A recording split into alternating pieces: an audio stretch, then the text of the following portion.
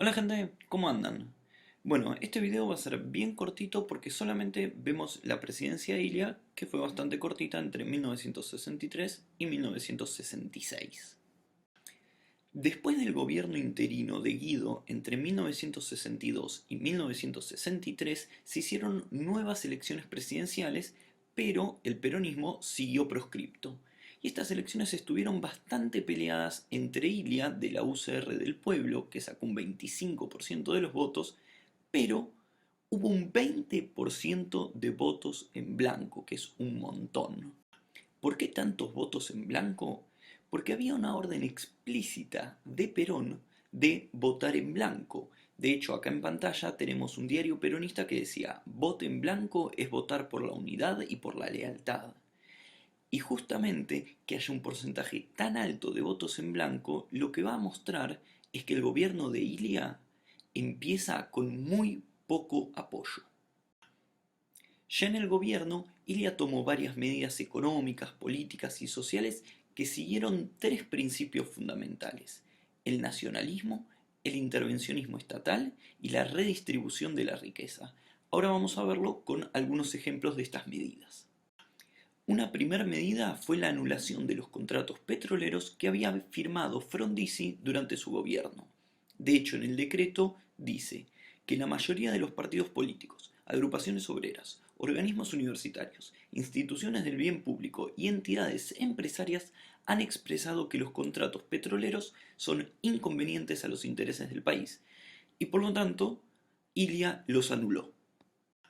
Pero obvio, esto no le cayó nada bien a la Unión Cívica Radical Intransigente que había firmado estos contratos y tampoco le cayó nada bien a las empresas multinacionales que se habían beneficiado, en especial las empresas de Estados Unidos.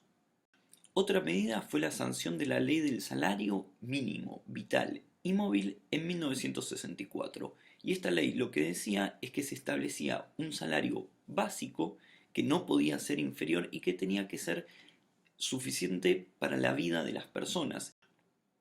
Además, aumentó el presupuesto que el Estado destinaba a salud y educación, y también sentó precios máximos para algunos productos para así combatir la inflación. Pero todo esto generó, muy obviamente, la oposición de varios sectores. En primer lugar, los empresarios, que no querían pagar justamente más salarios con la ley de salario mínimo vital y móvil, y también en sectores liberales que se oponían al aumento del gasto público en estas áreas de salud y educación, por ejemplo, y también se oponían a cualquier tipo de intervención del Estado.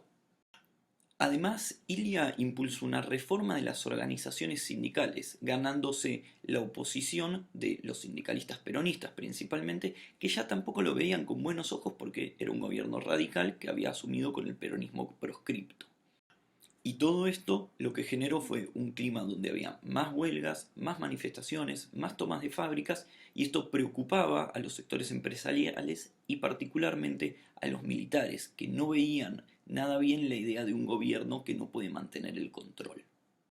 Por último, sancionó la ley de medicamentos, que es muy importante. Esta ley ponía controles sanitarios y limitaciones a los laboratorios que eran principalmente de Estados Unidos. Justamente a partir de esta ley y de la anulación de los contratos petroleros, Estados Unidos se volvió uno de los pilares de la oposición al gobierno de Ilia, y es muy importante tener esto en cuenta para saber por qué lo derrocaron. Entonces, si yo acá les pregunto cómo podemos asociar todas estas medidas con el nacionalismo, la redistribución del ingreso y el intervencionismo estatal, ustedes pueden responder y escríbanlo, porque no voy a hacer un silencio para que lo digan porque me voy a sentir como Dora la Exploradora, pero pausen el video, escríbanlo y ahora vamos a ver cómo se relaciona.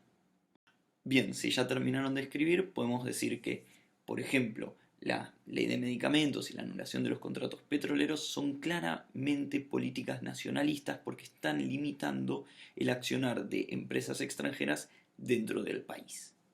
Por otro lado, la ley de salario mínimo vital y móvil, el aumento de presupuesto en salud y educación y los precios máximos son claramente medidas que apuntan a la redistribución del ingreso. Y al mismo tiempo, estos también son buenos ejemplos del intervencionismo estatal, porque es el Estado interviniendo claramente en la economía, especialmente algunas como los precios máximos. A pesar de que el gobierno había logrado elevar el consumo, elevar las exportaciones y disminuir la deuda externa, lo que pasaba es que se estaba quedando cada vez con menos apoyo. Y si hablamos de oposición al gobierno de Ilia, tenemos que sí o sí hablar de los medios de comunicación, porque durante su gobierno hubo una gran campaña periodística de desprestigio contra Ilia en particular y el gobierno en general. Como ven en la pantalla, a Ilia lo acusaban de ser ineficiente, inoperante, lento como tortuga, decían que sus años de gobierno eran años perdidos y de esta manera los medios de comunicación, los periódicos, lo que buscaban crear era un clima propicio para un nuevo golpe de Estado. De hecho, si se fijan en la tapa que aparece acá de una revista muy popular en la época, directamente decía quienes sí no quieren el golpe, es decir, ya se estaba dando la idea de que un golpe de Estado estaba llegando.